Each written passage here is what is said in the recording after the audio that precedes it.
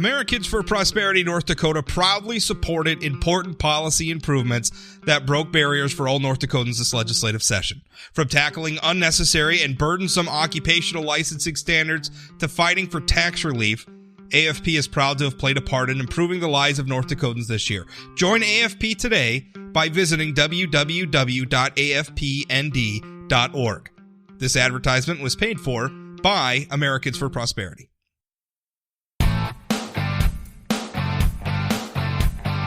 Welcome to the Plain Talk Podcast. I'm your host, Rob Port. Later in the show, we're going to have on an economist from the University of North Dakota, monetary economist by the name of David Flynn. You probably saw some headlines that Facebook, teaming up with some other corporate giants like Visa and PayPal and MasterCard, is going to be offering a new currency. I'm not sure it's 100% accurate to call this one a currency, but it's kind of built on the cryptocurrencies, Bitcoins and everything. And I'm sure a lot of you out there like me are wondering, well, what does this mean for us? I mean, one day are we going to get away from the dollar? What is currency anymore? It's not really pinned to anything. And if we have, these things on the internet, I think Facebook is calling theirs Libra.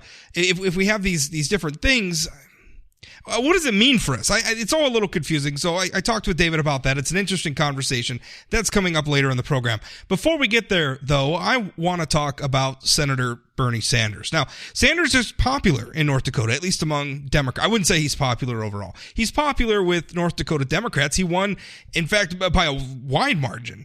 I think he got something like 65% of the vote to Hillary Clinton's 25% of the vote in the 2016 Democratic primary in the state of North Dakota. So Bernie Sanders, very popular among North Dakota Democrats, running for president again in 2020, and just rolled out a plan that he says will pay off all the student loan debt for America's students and will also make universities that over time make universities tuition free. So essentially free higher education. You get done with high school, you can pick the institution of your choice and you can just go there and the government will pick up the tab and it's all going to be paid for by a tax on Wall Street transactions. I think Bernie Sanders is saying he's calling this a tax on Wall Street speculating. Really, it's a tax on investments. It's essentially a tax on any bond purchase or stock purchase. And in fact, you could be double taxed because if you think about it, a lot of times if you have an investment portfolio, whether it's maybe it's something that's managed for you like a mutual fund or maybe you manage it yourself. A lot of times you want to sell out of one stock and buy into another stock. If Bernie Sanders gets his way and he institutes this transaction tax, you're going to get taxed when you sell the stock in one company, and then you're going to get taxed again when you buy stock in another company. And lo and behold, hey, this isn't a free lunch because guess who's paying those taxes? Well, you and I are paying those taxes. And even if it's formulated in such a way where the actual trading companies, the people who do the stock trading for us, even if they're the ones who are paying the tax, they're just going to pass it on to the rest of us. We're going to pay. There's something like $1.6 trillion in student loan debt in the United States of America, held by some 45 million Americans. And the Bernie Sanders plan would have all of us paying for that. If you are invested in the stock market, and most of you listening to this are, if you have a 401k or an IRA or other sorts of investment or a retirement account or maybe a college savings plan, if you are invested in the stock market, you're going to pay. Because again, there's no such thing as a free lunch. But beyond that, this is problematic because a lot of the problems in our higher education system where, the cost of higher education has just spiraled out of control. I mean, if you plot the costs of various things in our national economy, things like transportation, things like groceries, things like insurance, things like healthcare. If you plot the costs of all of these things, higher education is far and above growing faster than any of them. Like it's not even close. Higher education doesn't seem to be able to find a ceiling on how much they can charge us for education. Now, most in the economy, most of the time, there's a relationship between price and your willingness to purchase that good or service. Most of us could probably, let's have an example. Most of us could probably change our own oil in our car, right? If we really had to, even those of us who aren't very mechanically inclined, if it was something that we had to do, we could do it. You could go, you could get the tools, you could purchase the oil, you could put your car up on the ramps, you could drain the oil out, put the new oil in, do everything, change the filter, do everything that you're supposed to do. But a lot of times there's someplace down the street that'll do it for you for $20 or $30. And that $20 or $30 is worth it to you because, hey, let's face it, by the time you buy the oil, by the time you buy the filter, by the time you invest your time in doing it, it's going to cost you more than $30 anyway, $40, whatever it is, depending on the size of your vehicle. So you just go down the street and you have them do it. But if those companies started charging you $1,000 for an oil change, you wouldn't go there, right? Because there's an upper limit on what you're willing to pay for that. There's a point at which it's just not cost effective. You could just do it yourself. Well, the problem, this is essentially a concept. Well, now I'm forgetting the term of it, but I really am forgetting it. But there's essentially, I mean, some types of things you can't avoid buying, right? Like you're always going to have food. You're always going to have shelter. You're always going to have clothes. So those sorts of things are inelastic. That's the term I'm looking for. They are inelastic things in the marketplace. But other services are very elastic. And so price plays into that, right? Something that's very easy for you to do yourself, you're really not going to be willing to pay somebody else a lot of money to do. But if it's not very easy for you, like, certain skilled type of work like carpentry or plumbing or something like that, you're going to go out and you're going to be willing to pay a higher rate for somebody else to do it for you. Well, higher education probably falls into that category. Educating yourself is not very easy. There's certainly autodidacts out there and self-study, like going out and just, getting experience for yourself and teaching yourself. It can happen, but it's a whole lot more efficient if you have, pedagogical experts doing it for you, right? If you have people who are actually, trained in, not only knowledgeable and experts in the field, but also have training in delivering that knowledge to you, well, that's worth it. That's higher education's value. And so they can charge for that. There's a market out there for that. There are people who are willing to pay for it. Only what we have done in the higher education markets is by creating a situation where essentially getting a student loan is an entitlement, right? Anybody who wants a student loan is pretty much getting a student loan in the United States of America today because the government's backing the play. The government is backing an easy money policy when it comes to student loans. And so what happens is there becomes almost no upper limit on what American students and American parents can finance when it comes to higher education. And along with that, by the way, we have university marketing departments. We have politicians telling us that it's all worth it. If you run up $100,000 in student loan debt, it'll be worth it because you'll get a better job and you'll have a better career and it'll pay off in the long run. That's what we're all told. And hey, sometimes that's true. Only sometimes it's not true. And at the rate at which the expense of higher education is growing, it's becoming less true for fewer and fewer people all the time. Because as tuition goes up, as fees go up, as that debt goes up, the amount that you're going to earn in the marketplace is not growing that fast. I mean, you roll back the clock, 20, 30 years, the cost of attending higher education is multiples of what it was back then. Students today can expect to pay 2, 3, 4, 5, 6 times more for a comparable education than what their parents or grandparents paid. Now, are they making 4, 5, 6 times more in the marketplace? No, they are not. And what's enabled all of this is essentially the government's free money policy and, frankly, a lot of, I would say ill-conceived attitudes about our approach to higher education. But that's essentially what we've been doing. So let's bring this all back to what Bernie Sanders is proposing. A big problem with higher education today, which has contributed to the student loan debt problem that Bernie Sanders is trying to address, a contributing factor to it is the disconnect between the cost of the service and the person receiving it. Because we have turned student loans, we've made financing higher education so easy, so painless. Anybody can get a student loan. We've essentially created a situation where people get too much student loans. They buy more higher education. They're willing to pay more for higher education than it's really worth to them. That has contributed to the student loan debt problem. Now, what Bernie Sanders would like to do is broaden that disconnect. He would like to take the cost of higher education and spread it out among basically everybody. We're going to turn higher education into an entitlement. meaning that you can go to any university you want and you can run up debt and the taxpayers are going to pay for it. Right? Because that's really, he's going to say, well, Wall Street's going to pay for it. But Wall Street is us. Most of us are invested in the stock market. It's us. It's the American taxpayer that's going to be footing the bill. And that's what we're going to do.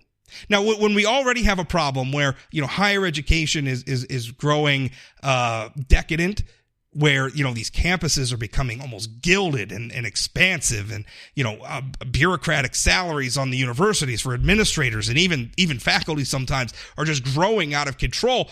We're going to, into that situation, create one where students are essentially divorced from the cost of attending higher education. Who's going to control costs in that scenario?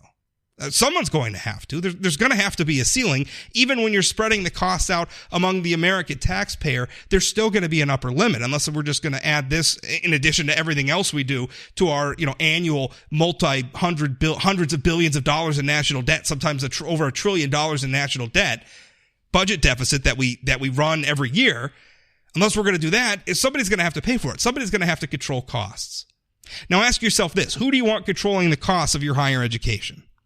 You want it to be you? Do you want yourself in the driver's seat so that you can make decisions and say, well, I want to attend this university and it's going to cost this much, but I'm going to finance it because it's worthwhile to me? Everything I just said about the way the government is distorting those decisions by hiding the cost of financing a higher education through government policy is absolutely true, but I still think the individuals need to be in the driver's seat for that decision. And I think if they had better price signals, they would make better decisions. But what Bernie Sanders wants to do is eliminate those price signals entirely and just take the current situation that we have and pour gasoline on it. That seems like a recipe for more problems. That seems like a recipe for more inflation in the cost of higher education. Now, don't get me wrong. What Bernie Sanders is doing, it's savvy politics. There's a long history of politicians promising a very large faction of the public something valuable to be paid for by a relatively small, unpopular minority. Because that's essentially what he's doing. He's saying, hey, 45 million Americans who have $1.6 trillion in cumulative student loan debt, I'm going to pay off all your debt, and the people who are going to pay for it is Wall Street. And we don't like Wall Street, right? All those evil bankers and those hedge fund managers and all those, rich jerks that we see on TV and everything. They're the ones who are going to pay. But it's a lie. There's no such thing as a free lunch. You're going to pay for it. We're all going to pay for it. And we're going to pay for it in multiple ways. Not only are we all going to pay the taxes for it on every transaction in our retirement accounts, right? It's going to diminish our ability to save. Not only are we going to pay for it that way, not only are we going to pay for it when that sort of stock transactions starts to leave our country because we're taxing it, right? That's what happened to Sweden. Sweden instituted a tax like this, similar to it, back in the 1980s. And what happened is revenues from it declined because, those transactions moved elsewhere where they weren't taxes. So not only are we going to pay for it that way, but we're also going to pay for it when the cost of higher education continues to spiral. Bernie Sanders is creating a new entitlement. And the problem with entitlements is, what we're going to offer up, we're going to say, well, get all the education you want, and the taxpayers will pick up the tab, is that at some point we're either going to have just out of control costs, or we're going to have the government limiting what sort of education you can and cannot get. In some ways, Bernie Sanders is talking about nationalizing higher education, and I really don't think we should do that. It's a terrible idea. It's a terrible idea all the way around. I am sympathetic to people with student loan debt. It is a huge amount of money. It is a growing problem in our society, and it really does need a solution. But the solution is not this one. My interview with David Flynn, up next. This episode of the Plain Talk Podcast is brought to you by Energy of North Dakota. Oil and natural gas from North Dakota strengthens all of America. And through our abundance of talents, innovations, and technologies, energy responsibly produced here translates to worldwide economic stability. With producers and our communities working together, we're securing a sustainable future that generation after generation can build on. It's all happening right now with Energy of North Dakota. Learn more at energyofnorthdakota.com.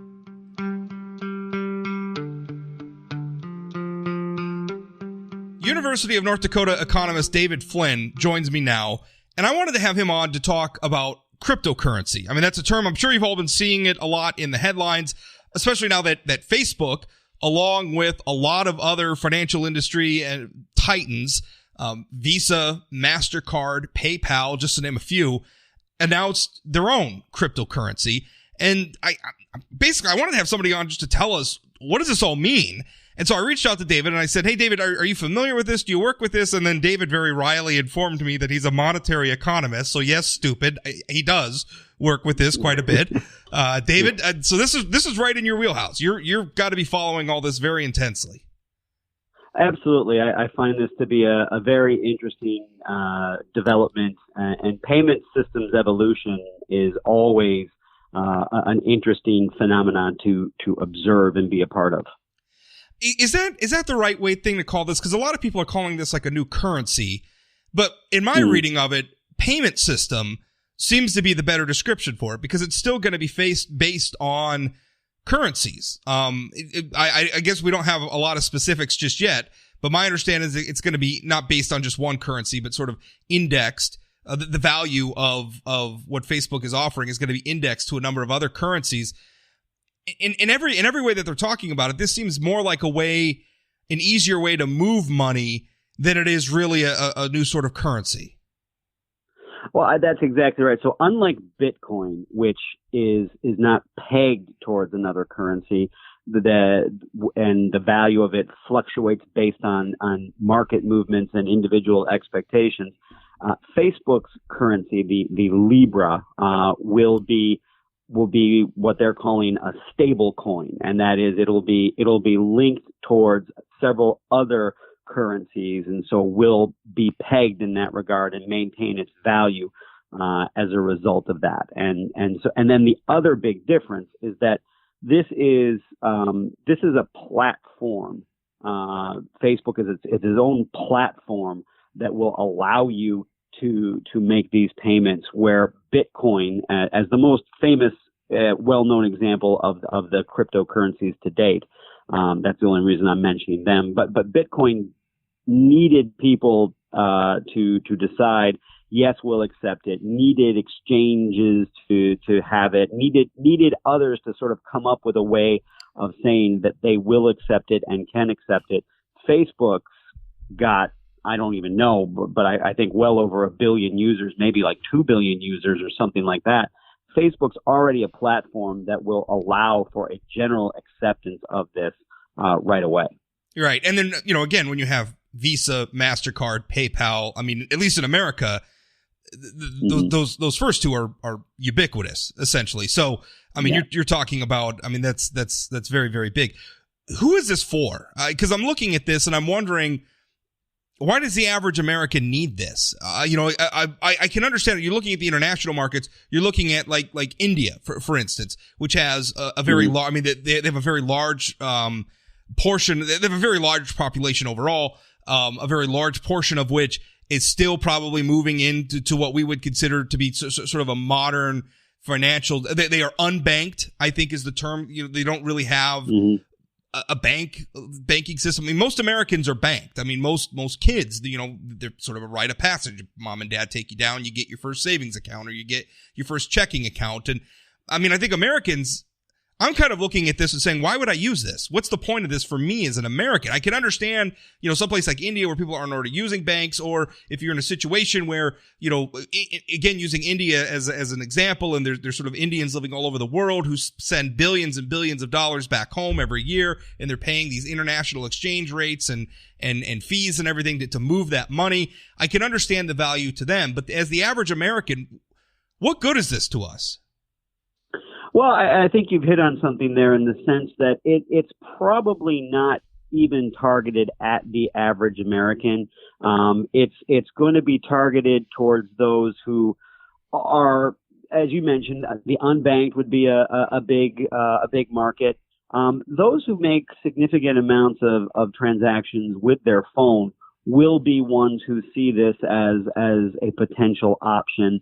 I would say this is also an effort on Facebook's part to make itself relevant to new and younger cohorts of users, and by that I mean Facebook was the big social media for people in my age cohort. I'm in my 40s. My kids don't have Facebook accounts, but they have other social media accounts, and for them, Facebook is this old stale type of thing. It's all Snapchat or Instagram or some other thing. This pushes Facebook back into relevance for these other groups if there are ways in which the younger groups can make payments and do more with it as a Facebook user because of this platform and acceptance. So is this competition for the American dollar? I mean, are we going to reach a point where we're going to have competing currencies? And I'll tell you, I mean, I run in some libertarian circles sometimes, and there have been people out there who have said that would be a good thing for the U.S. dollar if we had sort of competition from a lot of different currencies, and you could sort of just choose the one that works best for you. Is that where we're heading, where we're going to have a marketplace of currencies? I think it's a little premature to suggest that. I think, however, that you look back in American history, in the colonial era, we had multiple currencies. Every colony had their own paper currency. There was the specie or minted coin money that was circulating. So it is something that we've had experience with. And remember that money, there are lots of definitions of money, but anything generally accepted in exchange for goods and services is a definition of money. And that's also part of what this evolution process is, ways around what are either viewed as limited ways of making transactions. So if the government is viewed to be too strict with monetary controls, then you find lots of barter or credit type economies taking hold very quickly. And so this is a way potentially around that or around a cash constraint potentially as well. So, I mean, the answer is at some level, yes, but this is not the same, as you already pointed out, because of it being tied to a dollar and some other currencies. With that, it's not the same as Bitcoin or other cryptocurrencies, which were completely independent types of currency that would be a replacement. The pegging of this to other values means that it's more likely to continue a widespread usage, but not be a complete substitute, because it's still going to have this sort of managed exchange rate. And that increases its acceptance in all likelihood, because if I know 1 Libra is worth 50 cents and I can somehow make an exchange that gives me the 50 cents I want, then I can go in that direction and I'm more willing to accept it. Well, that's one of the problems with like Bitcoin, and we keep talking about Bitcoin. There's lots of cryptocurrencies out there, and some of them some of them are just absolutely weird too. I mean, they got weird names, and there's probably varying levels of trust that you should put in them. But one of the problems, like Bitcoin, just as the biggest example, is that its value has been extremely volatile. Right, it's been up and down. I guess I haven't followed it recently, but I know we went through a period there where there were some high peaks and some low lows. And we don't typically think of our currency. I mean, I think a lot of us think we hear news articles about the value of the dollar, but it doesn't change that much. It's relatively stable, and over a long timeline, the value of your dollars, that money you bring home in your paycheck every week, that does change over time. But on a day-to-day basis or month-to-month basis or even year-to-year basis, there's really not that much change. So that's stability. And so obviously that's what Facebook is going for by pinning the value of their currency to traditional currencies as opposed to Bitcoin, which is completely decoupled from anything like that. But then the value is suddenly, I mean, if you buy $1,000 of Bitcoin, it could be worth $200 the next day, based on the fluctuations. That's, to me, that's a big obstacle to people adopting something like that. I think you're absolutely right. The volatility is something that in particular, the U.S. Consumer is not used to in modern times being a feature of their currency. There are other countries for which volatility of the currency is a very common thing, maybe not to the extent we've seen with cryptocurrencies in the last several years, but still volatility there. And again, the pegging of this towards some other currencies and other forms of value means that they're likely to make it more stable. They're likely to therefore gain more acceptance. And if there's really an ability to convert into and out of whatever based on a market value, then that's something that also increases the willingness of people to accept it. Does it seem? It seems to me like over time, currency, money, is becoming more and more an abstract concept. And I realize there's probably people out there saying, "Hey, Rob, I'm paying my bill with all those abstract concepts that you're talking about." But I mean, you go back to again a lot of the libertarian talking about the end of the gold standard. That's a big talking point. And there's no. It used to be that for every dollar in circulation there was gold somewhere backing it, something like substantive of value, and then the dollar's been off of that for a long time, and dollars just are. And even now, I mean, obviously I get paid in American dollars. I don't really see those dollars. Very rarely do I take a little bit of cash out of an ATM. For the most part, my paycheck gets direct deposited, and then I'm using I don't even use a card anymore. I'm using my phone now. I'm just tapping it on things and paying for things, and using Google Pay to send money to my kid's babysitter. I mean, most of us aren't even seeing this money anymore, and so that's a standard currency. And now it just seems like increasingly currency is becoming nebulous. Is this dangerous? I mean, that's something we need to be worried about? Well, okay. So first off, you're absolutely right. The concept of money has always been abstract, and money is just sort of what we have collectively decided. Money exists in order to make transactions easier, and those who say gold is something that's the gold standard has no inherent value in and of itself. It's just that people decided gold or silver or whatever. Yeah, even the value of gold. Yeah, even the value of gold is just sort of a lie agreed upon, right? The value of gold is basically gold. It's pretty. I mean, you can't build things. Yeah. It's useful in electronics, I think, but I mean, you can't build buildings out of it. Really, it's not really that. It's pretty. It's pretty. So we've all agreed that it has a lot of value. That's basically why gold is. Exactly. And so it's all, very abstract, and you're correct. I mean, I mean, people don't necessarily even receive a paycheck anymore, let alone a pay packet with actual currency in it. They don't even receive a check. It's direct deposited. You do auto bill pay and such. And so the end answer to the question you asked of this is dangerous is potentially.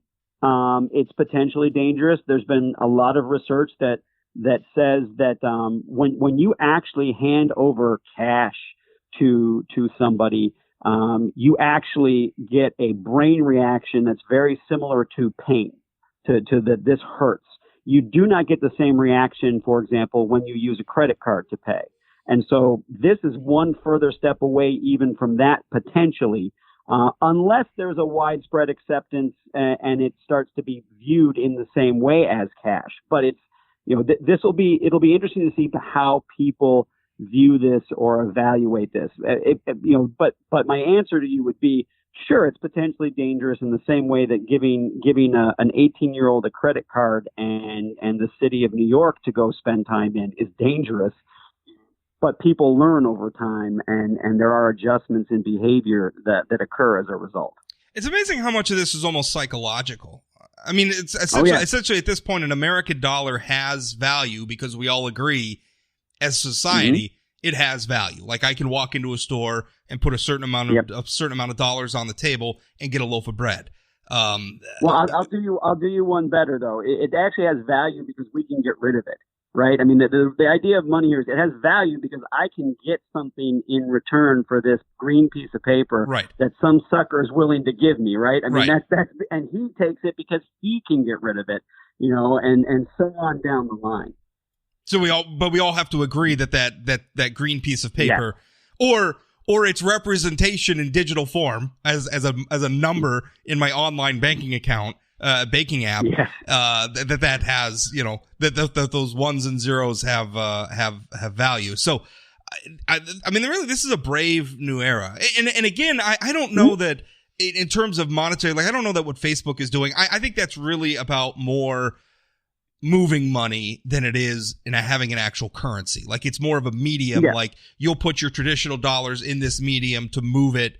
If you have family in India that you want to send money to, you can move it in that direction. I think that's really what it's more about than we're going to have a currency and your business is going to be paying you in Libra dollars. But I mean, could we get to that point? I mean, I think one reason why things like, I'm always fascinated. One of the innovations of the Hoover administration, right? Not a lot of people spend time praising Herbert Hoover, but one of the things that he did is he standardized like weights and measures. You know, I don't think a lot of people realize that, like, you know, how long is a foot? How much is a pound, really? You know, that used to vary from place to place. And it was a tremendous boon to our economy when, you know, under Hoover, we came in and we said, this is the standard foot. We're going to keep, you know, we're having like in a vault, a thing that is a foot long, and that is going to be the foot that everything else is based on, so that if you're in Ohio and you want to buy a 6-foot board, that board is the same length as if you're buying a board in Fargo. That was a tremendous boon to our economy because it standardized things. And I think currency is really the same way. People don't want to, you know, be worried about exchange rates or moving from currency. I got to use Bitcoin at this store and US dollars at this store. I don't think people want that. We just want a common thing that we can exchange with one another for goods and services. Absolutely. Well, look, in the era of state banking in the United States, there were entire encyclopedic volumes that would list which banks issued which currency and how much that bank's currency was worth in terms of all these other currencies, trying to keep track of those who were just printing money out of control. You know, I mean, that was a whole cottage industry set up in, is this currency worth something, or should you accept it or not? And you're right. I don't see this immediately supplanting the dollar, or even in the long run supplanting the dollar, in the following sense. The dollar is legal tender. The government has said this is legal tender, and you have to accept it. You don't have to accept these others, and so you don't necessarily. You can if you so choose, but that's more on you in terms of doing that. And then you have to take on the costs of keeping track of proper exchange rates and whether you're making money or losing money on a particular exchange. And so I think you're exactly right that you know, this isn't you know, an immediate you know, challenge to the dollar, nor is it really at this point any kind of a long run challenge to the dollar. Again, I think this is more about Facebook saying, how do we maintain relevance? How do we continue relevance? And as you pointed out correctly, how do we tap into some of these markets where financial services are less ubiquitous, but cell phone technology is rampant? And so, you know, you're unbanked in India, but you more than likely have a cell phone. And so this is an opportunity to engage in financial services in a more meaningful way. Well, also to drive people to Facebook's other properties, right? I mean, Facebook owns WhatsApp, which is a chat app, which is, I don't know how popular it is in the United States, but overseas it's extremely popular. Instagram. I mean, if Instagram is not only a place to share your pictures, but, you know, you can send money to each, you know, like send your money half of the bill for your night out on the town or whatever it is. You know, that's gonna drive more people to those apps. So I guess it's a smart business move. Last question: I mean, it seems like Facebook is already politically is not in a great place for a number of reasons. There's been privacy concerns, obviously. There's been political questions about fake news and all that other stuff. Facebook doesn't have a lot of allies in the political world right now. They're a huge corporation and they have an army of lobbyists, so I'm sure, you know, they'll be able to maybe twist some arms and get some people on their side. But right now, they're not in a politically favored position. The tech giants in general aren't really. So how are regulators going to react to this, to Facebook coming in? Because this is a bold thing. I mean, this is a big deal. Yeah, I think that the regulators are going to probably bring this into the fold with the rest of their concerns about the tech giants. The FTC, Department of Justice, will be looking at various different aspects of this. I'm sure. What I think will be the sort of overarching aspect to this is really how does the IRS get engaged and how does the IRS get involved? Because if you're going to be engaged in transactions in this alternative currency, the IRS at some level will not care as long as you're correctly reporting, that you were paid in this and documenting that you earned income in this other fashion and through this. So, I think that's the tax regulators are the ones to really watch and see how they're getting engaged. There's no escaping the tax man. Although, maybe this is the rise of cryptocurrencies, that are, something like I don't know, Libra, which I think we're still learning a lot from Facebook's offering, but some of these like Bitcoin, they're not trackable. You really can't. Yeah. It's hard to narrow it down. Maybe it's an argument for going to a consumption-based tax system instead of taxing income. What do you think? Well, I think that would be one way to go about it. Absolutely, and you're right. With the other cryptocurrencies, there were lots of concerns and investigations about money laundering and illegal movements of illegal monies and such. And so, I think actually, with the way in which Facebook is doing it, they probably will be able to alleviate the concerns about the money laundering to some extent. Sure. Because it's a consortium and because of the platform and the way they're going about it. But there'll always be those concerns. But this is the beauty of payment systems innovation, is it's always trying to find easier ways to pay, removing transactions costs, and sheltering income. Yes, well, that's very important for some. Some of us believe. I've always believed that it's every citizen's duty to pay as little taxes as possible legally. I'm not advocating everybody break the law, but just find the ways to avoid paying taxes. It's your duty as a citizen, I think. David, thanks for your time. Thank you very much.